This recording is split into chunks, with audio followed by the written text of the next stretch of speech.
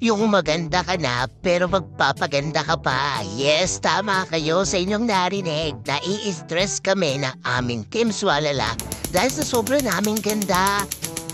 Advanced technologies ba ang hanap mo? Nakatulog ka na ata sa sobrang relax mo dyan. Kahit sino naman makakatulog kung gantong kasarap ang ventosa at talaga naman pag nadampian ka ng touchstone sa iyong likuran. Ay. Dito lang yan sa Barangay Sentro 1, Orani, Bataan, sa 3rd floor ng Watson. Pagpasok mo pa lang talaga namang napaka-aesthetic ng lugar, nakaka-relax, napaka-cozy, at ang bango-bango. Makikita nyo na kanilang services sa harapan. Hindi naman kami VIP pero talaga naman pong VIP ang kanilang treatment dito. Sarap ng tsaa. Sabay-sabay na rin pinasok nila ate ang kanilang tub kasama ang mga ingredients na gagamitin sa pagluluto sa aming mga legs.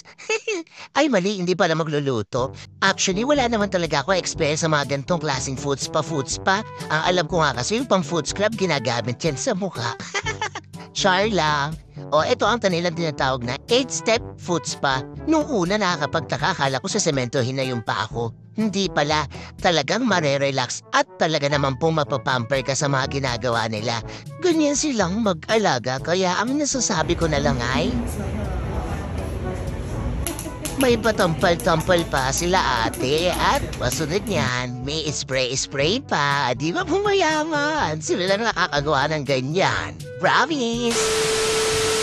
So pagkatapos namin ma-experience ang kanilang 8-step foot spa, lilipat naman kami sa susunod na destinasyon. Ay, magpasko. Ako na pa more, kaya ka naliligaw, akla! Pagpasok namin sa kwarto na to, pinagsuot kami ng harnet at kinumutan tapos pinahiga.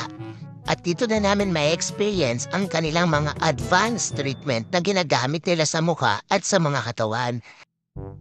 Meron din silang mga eyelashes extension na ginagawa rito kasi ang pagkakaalam ko mas kumaganda ang babae kapag nagpapa-extension ng pilik mata. Noong una nga, akala ko mahirap lang walang pera o mawalan ng pera. Mali pala. Mas mahirap pala talaga ang maging maganda. Char lang. Noong una, talagang kinakabahan ako kasi wala nga akong idea at first time ko to.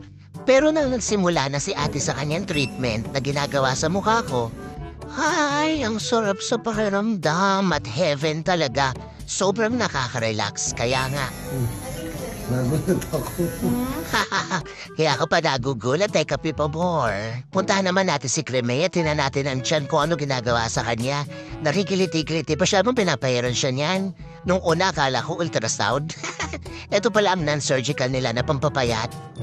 At ako naman ay pinapahiran na ng carbon dioxide. Ay ano ba yan, charcoal? Ewan ko ba kung ano tawag dyan? Nilagyan pa ako ng takip sa mata. Yun pala, ile-laser na ang aking mukha. In fairness, nakakagulat sa mga first-timer na kagaya ko. Pero ang resulta naman at talaga namang natatawindang. Zoom. At pagtingin namin kay Sasha, ay talaga naman po ang ganda-ganda ng bawat hibla ng kanyang eyelashes extension. Pagkatapos ng treatment namin, lilipat naman kami sa susunod na pupuntahan.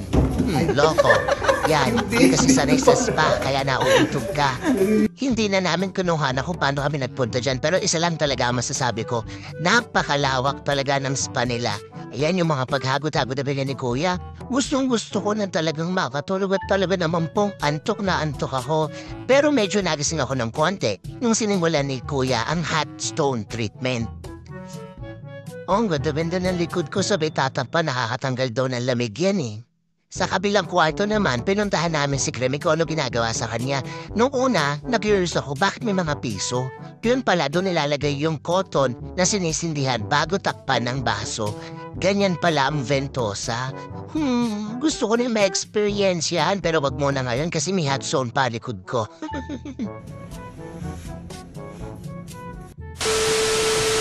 Ay, sobrang nakaka-relax at talagang napamper kami. Sulit na sulit talaga dito sa Nature Cam Spa. Kaya paglabas namin, nagpunta kami sa kanilang nail bar sa lobby para tingnan naman si Saisa dahil nagpagawa naman siya ng kuko. At kahit anong detalye, kahit anong design na ipagawa mo, kayang-kaya nila kahit masinsin, kahit mabusisi. Ang gagaling talaga ng mga staff dito sa Nature Calm Spa. Oh my God. Kaya sobrang satisfied talaga ako. How about you girls?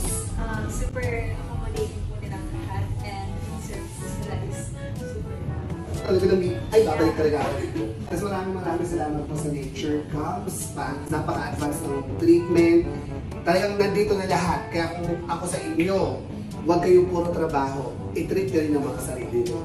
Kagaya na ginawa namin. So hanggang dito na dito tapos na ang vlog. Don't forget to like, share, subscribe, and notification for more video updates. See you on my next vlog. Bye! Thank you for coming!